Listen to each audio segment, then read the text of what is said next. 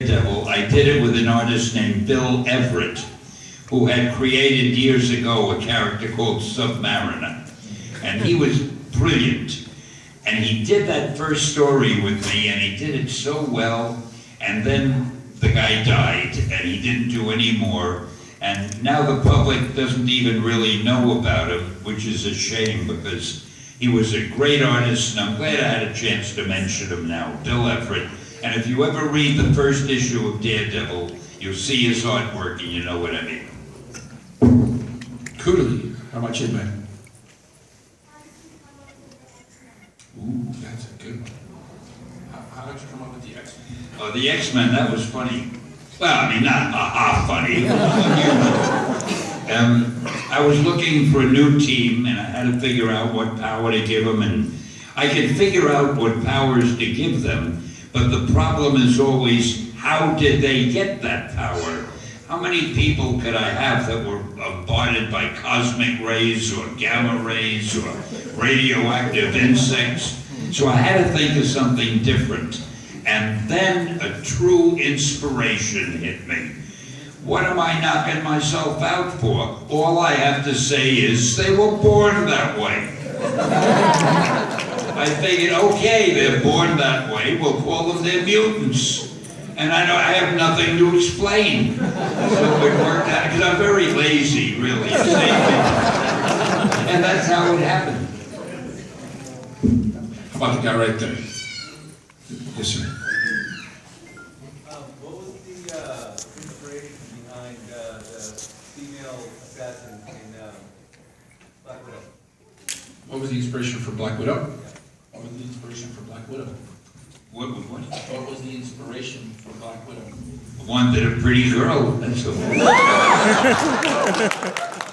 have artists who draw great pretty girls, and I wanted to give them a pretty girl to draw. And the name Black Widow is a terrific name, and it was one of my more brilliant ideas, I think. But I have to ask you something. When it's your turn to pick somebody, you get hands up all over, and people going like that. What makes you select whomever you select? I just pick. No,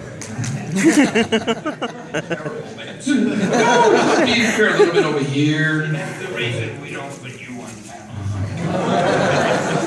I want you to go home and think about that. Listen, let me, can I tell you guys something, how much I love this guy?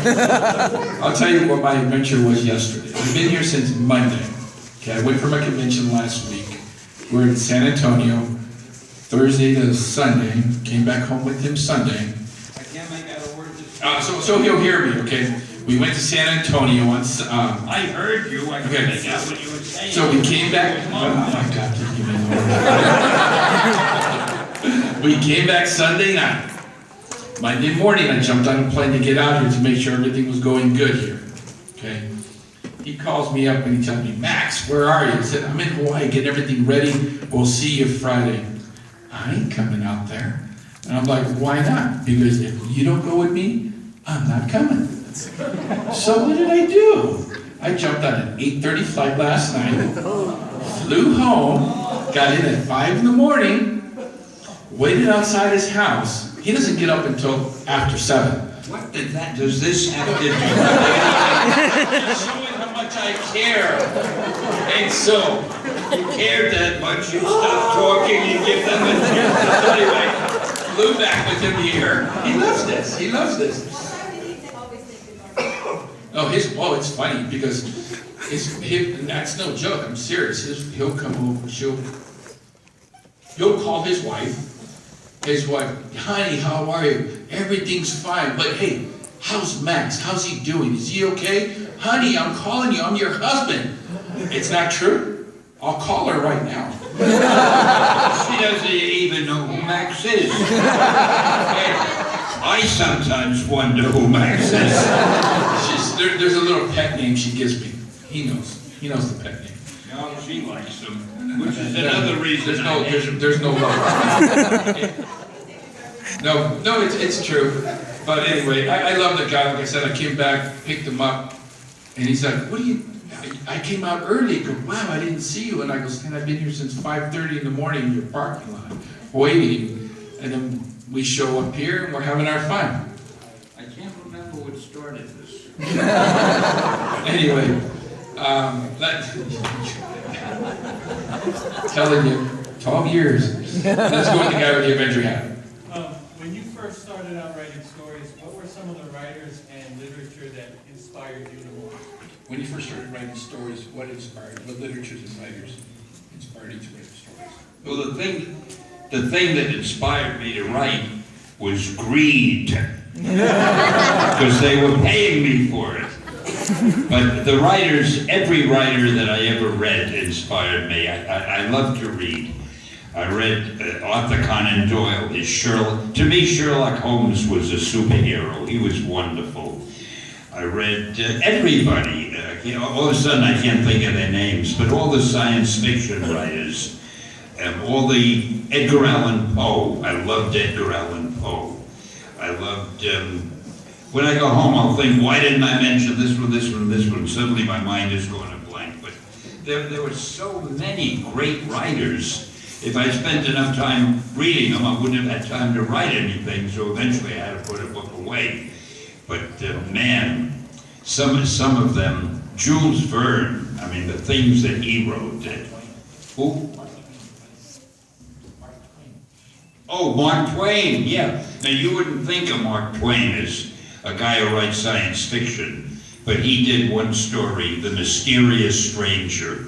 If you ever get a chance to read that, it was great, about an angel who's not quite what you think he is. And all these great writers who had great ideas. That's what I love, ideas. And how did I get on that? I'm getting very dull now. You take this. Okay, let's try something. How about the guy right here in the... There we go. What's it like knowing Bob Kane? Ooh, that's a good one there. How was it knowing Bob Kane, your buddy?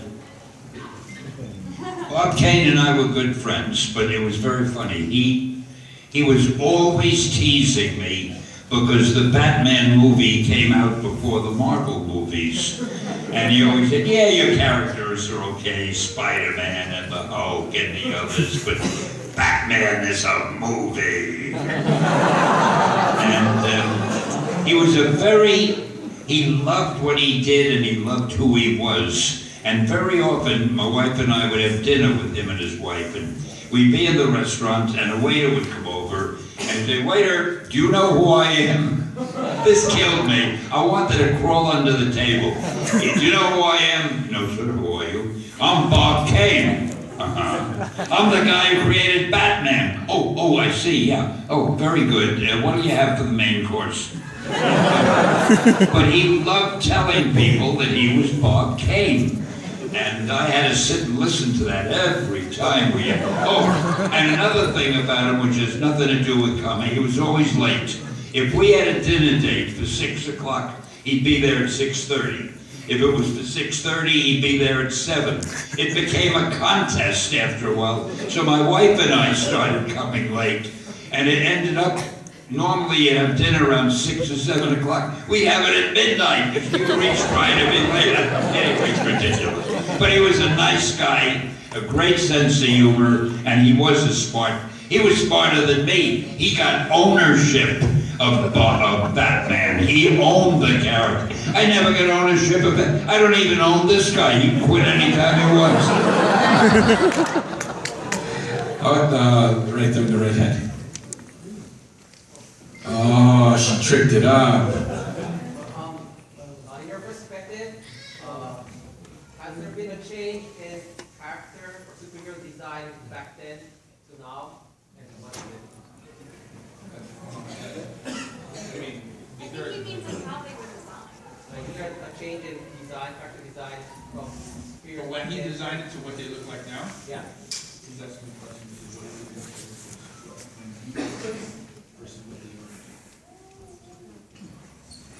were? Well, some of the characters have been changed a little bit because it's natural. A new writer takes over. Like I remember when, what was the name of the writer who killed off Mary Jane? Not Mary Jane, Gwen. Remember his name? Jerry. Yeah, No. Jerry. No, No.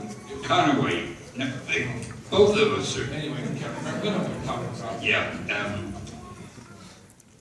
I love the character Gwen, and I love Mary Jane, and I thought it would be fun as the series went along for the readers to wonder who Peter Parker would end up with, and for